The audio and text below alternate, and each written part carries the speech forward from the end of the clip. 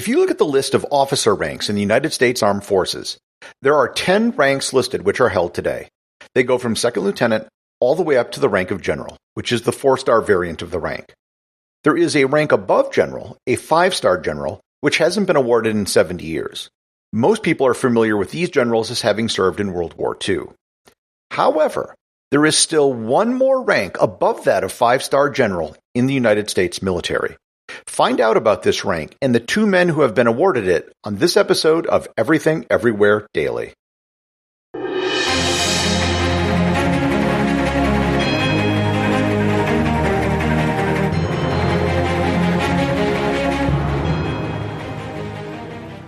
This episode is sponsored by G Adventures. These are very troubled times. Even though things are starting to get better and more countries are opening up, people are still hesitant to travel, and that is totally understandable. That is why G Adventures has announced its new Travel with Confidence Plus collection. The Travel with Confidence Plus collection are 37 tours in 27 countries that have increased safety and sanitation protocols to protect you and other travelers. These tours will have smaller group sizes, private transportation, and cheaper options to get your own room, as well as more personal space. G Adventures has also earned the World Travel and Tourism Council's Safe Travel stamp for their health and hygiene protocols and has implemented the Adventure Travel Trade Association's COVID-19 health and safety guidelines. The Travel with Confidence tours are available for booking today and will be departing from October 2nd, 2020 to the end of 2021. For more information and to book your tour, click on the link in the show notes.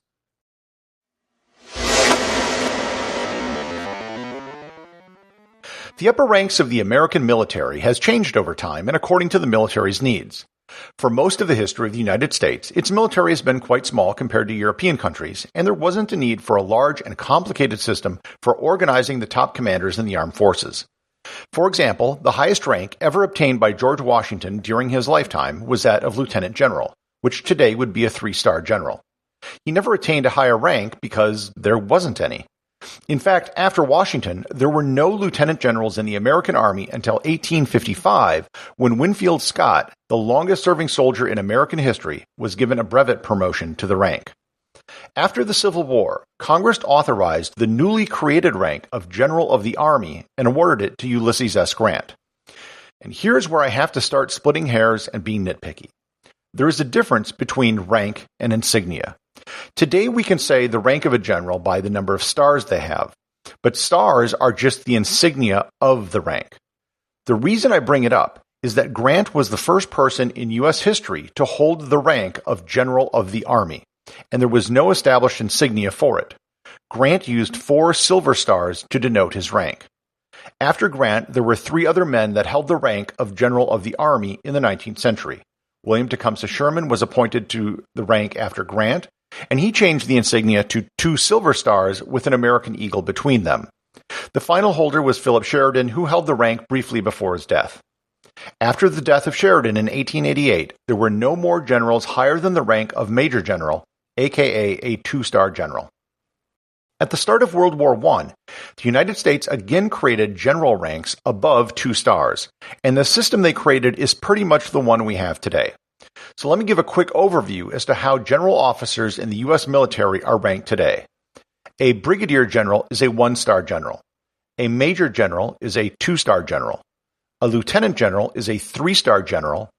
And a general is a 4-star general. The rank is called just plain old general. There's nothing else to it. These are currently the only 4 ranks of general used in the United States military today, and the only 4 which were used in World War I. Tasker H. Bliss and John J. Pershing were both appointed to the 4-star rank of general during World War I. Here I have to make note that the World War I rank of general had an insignia of 4 stars, which was the same as the insignia used by General Grant after the Civil War. But his rank wasn't that of general, but General of the Army. This is a distinction that's soon going to become important. Just because their insignia had the same number of stars does not mean that they held the same rank. This 4-level system for general officers held until World War II, when we suddenly had a problem. As the United States began working with other allied nations, there had to be a strict hierarchy in the alliance. The United States, providing most of the troops, equipment, and money, led the alliance. However, allies like Britain had a rank in their military above that of 4-star general. the rank of Field Marshal. This put the Americans in an awkward position of having commanders with a lower official rank than the people underneath them. The solution to this was to create a new rank for the very top-level commanders, which was on a par with the rank of Field Marshal. Their solution was to bring back the 19th century rank held by Grant, Sherman, and Sheridan, General of the Army. The biggest difference is that this time, the insignia of the rank would be 5 stars instead of 4. Again, more hair-splitting. The rank of General of the Army remained the same, albeit unfulfilled since 1888. What happened is that another rank, that of plain old General, was inserted between Lieutenant General and General of the Army, and the new rank, that of General, was given the insignia of 4 stars.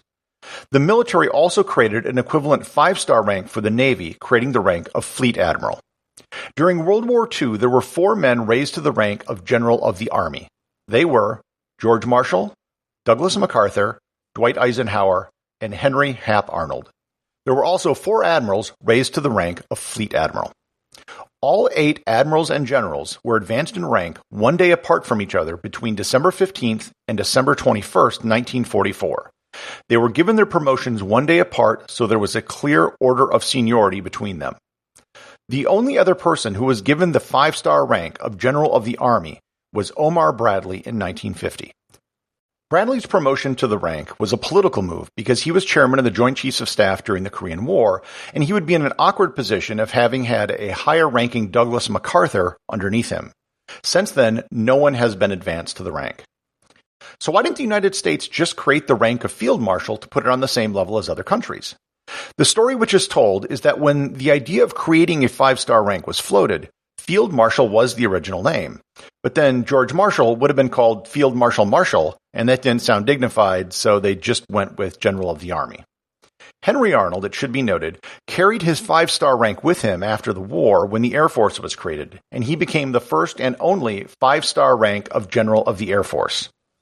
The only real attempt since World War II to revive the rank occurred in the 1990s when Senator Robert Caston of Wisconsin lobbied to have 4-star generals Norman Schwarzkopf and Colin Powell promoted during the Gulf War. The movement stalled and the promotions were never given. Likewise, there was an effort to automatically have the chairman of the Joint Chiefs of Staff elevated to a 5-star rank, but that too went nowhere. Now, the title of this episode is The 6-Star General, and you're probably wondering when the 6th star is going to come into play. Well, here is where it gets interesting.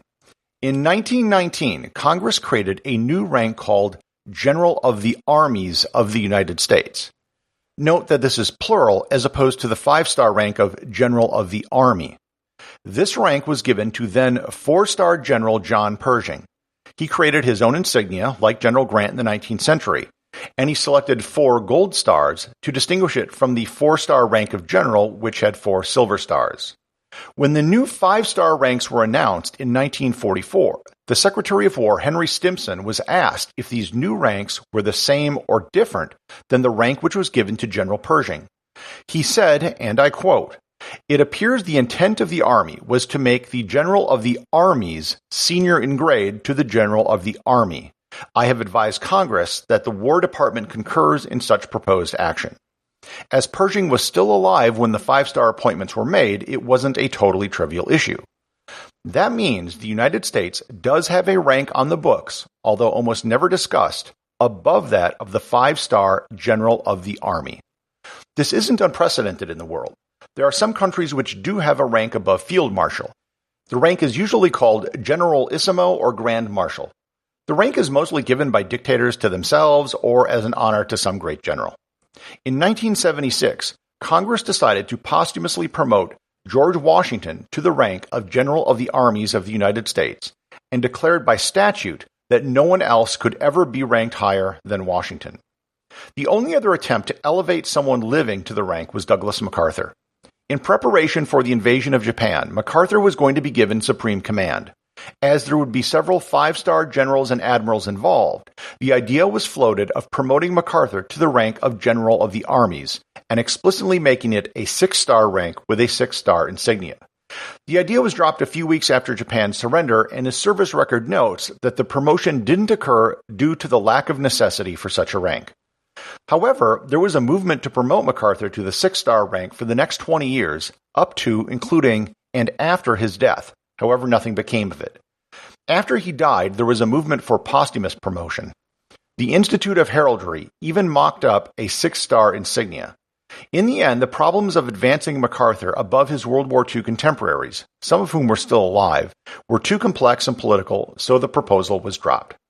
So yes, there is an equivalent of a 6-star general rank on the books in the U.S. military, but it has only been given to 2 people in history, John J. Pershing and George Washington, generals of the armies of the United States of America. Executive producer of Everything Everywhere Daily is James Makkyla. Special thanks to everyone who supports the show over on Patreon. Please remember to leave a review over on Apple Podcasts. Even a simple review can really help the show get discovered in the sea of other podcasts that are out there.